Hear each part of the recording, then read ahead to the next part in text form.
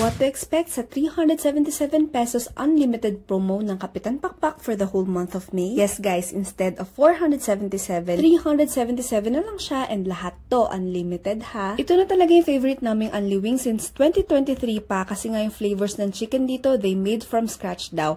And malalasan mo nga talaga yon sa mga sauces na gamit nila. Lahat naman ng flavors okay, but our top 3 picks are Vice Thai if mahilig kayo sa may Asian zing and spice, Buffalo Balance yung spicy, tangy, and buttery taste. Don't miss their salted egg din kasi totoong salted egg yung ginamit nila rito. Tapos may bisita ni Capsila which is their flavor of the month, kaabang-abang din yun. Unli rin tong nachos, sakto lang to for me, pwede pang dagdagan ng cheese. Potato thins, winner to. If hindi lang to nakakabusog, order kami ng marami nito. Pati na rin yung mga pasta nila ha. These are not your ordinary pasta, leaning sa Italian style and hindi tinipid kahit unli pa siya. Sa preference namin, pomodoro yung pinakamasarap, fresh tasting kasi matomato. Miso soup, legit yung taste, may wakame seaweed pa, cabbage salad, roasted sesame pa yung sauce. Unlimited din yung masarap na gravy and plain at garlic rice nila.